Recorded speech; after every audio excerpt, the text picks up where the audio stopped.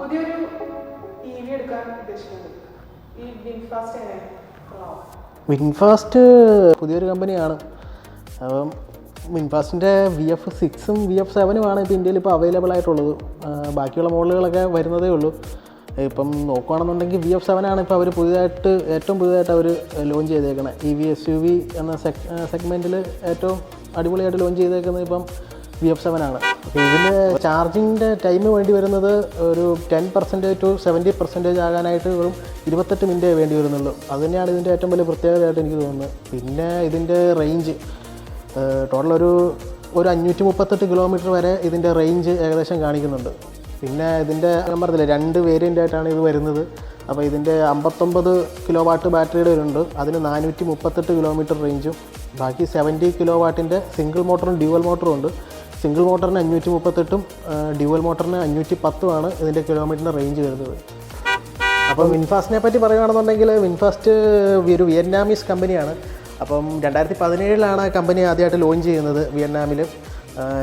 അവരുടെ തുടക്കകാലത്ത് അവരുടെ ആദ്യത്തെ വണ്ടികൾ എന്ന് പറഞ്ഞു കഴിഞ്ഞാൽ ഇൻറ്റേർണൽ കമ്പസ്റ്റൻ എഞ്ചിനുകളായിരുന്നു. അത് ഗ്യാസ്, പെട്രോൾ അങ്ങനത്തെ വണ്ടികളായിരുന്നു അവർക്ക് ആദ്യം. പിന്നെ അതിനുശേഷം ആ സമയത്ത് തന്നെ അവർക്ക് EV സ്കൂട്ടറുകളും ആ ഒരു 2018 ടൈമിൽ അവർക്ക് വിപണിയിലുണ്ടായിരുന്നു. അതിനുശേഷം 2022 ഇവർ പൂർണ്ണമായിട്ട് IC എൻജിൻസ് നിർത്തലാക്കുന്നത്. ശേഷം 2023 VF6, VF7 എന്നുള്ളൊരു EV മോഡൽസ് ഇവർ ഗ്ലോബലി പുറത്തിറക്കി. കഴിഞ്ഞ വർഷമാണ് ഇന്ത്യയിലേക്ക് ഇവർ വരുന്നത്. തമിഴ്നാട്ടിലെ തൂത്തുക്കുടിയിലാണ് ഇവരുടെ പ്ലാന്റ് ഇപ്പോൾ നിലവിലുള്ളത്. അത് ഈ കഴിഞ്ഞ മാസമാണ്, ഓഗസ്റ്റ് മാസമാണ് അവർ പുതിയതായിട്ട് ലോഞ്ച് ചെയ്തിരിക്കുന്നത്. പിന്നെ ഇതിൻ്റെ വണ്ടിയുടെ സൈസിനെ പറ്റി പറയുകയാണെന്നുണ്ടെങ്കിൽ ഒരു 4.5 മീറ്ററാണ് ഈ വണ്ടിയുടെ ഓവറോൾ ലെങ്ത് എന്ന് പറയുന്നത്. പിന്നെ ഇതിൻ്റെ വീൽ ബേസ് എന്ന് പറയുന്നത് 2.8 മീറ്ററാണ്. പിന്നെ ഗ്രൗണ്ട് ക്ലിയറൻസ് 190 mm അതിൻ്റെ ഗ്രൗണ്ട് ക്ലിയറൻസ് ഉണ്ട്. പിന്നെ ബൂട്ട് സ്പേസ് ഒരു 537 ലിറ്ററിൻ്റെ ഒരു ബൂട്ട് സ്പേസ് ആണ് ഇതിന് വരുന്നത്. അതായത് ലാർജസ്റ്റ് ആയിട്ടുള്ള ഒരു ബൂട്ട് സ്പേസ് തന്നെയാണ് ഇതിന് വരുന്നത്. ഇതൊരു 5 സീറ്റർ SUV-യുടെയാണ്. 12.9 ഇഞ്ചിൻ്റെ ഒരു ഇൻഫർടൈൻമെൻറ്റ് ടച്ച് സ്ക്രീൻ സിസ്റ്റം. ബാക്കിയുള്ള EV-കളിൽ അപേക്ഷിച്ച് ഇതിൻ്റെ ഇൻറ്റീരിയറിൽ ഈ ഒരു ടച്ച് സ്ക്രീനിലാണ് ഇതിൻ്റെ എല്ലാ ഫങ്ഷൻസും വരുന്നത്.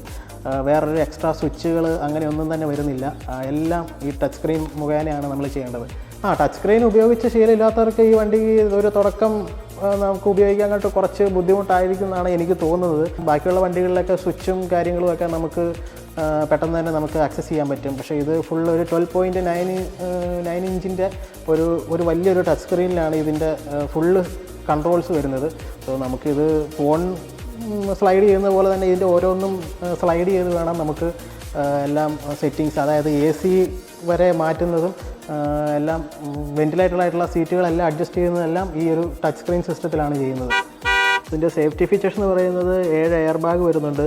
പിന്നെ ഇതിന് വരുന്നത് ഇലക്ട്രോണിക് ആയിട്ടുള്ള സേഫ്റ്റി എന്ന് പറയുന്നത് ABS, EBD, ESC, traction control, പിന്നെ ഹിൽ സ്റ്റാർട്ട് അസിസ്റ്റൻറ്റ്, അങ്ങനെ ഒരുപാട് ഇലക്ട്രോണിക് പരമായിട്ടുള്ള സേഫ്റ്റി ഫീച്ചേഴ്സും വരുന്നുണ്ട്. ചില വേരിയൻസിൽ മാത്രമേ ഉള്ളൂ ഇതിൻ്റെ ADAS ലെവൽ 2 ഫീച്ചേഴ്സ് വരുന്നുള്ളൂ.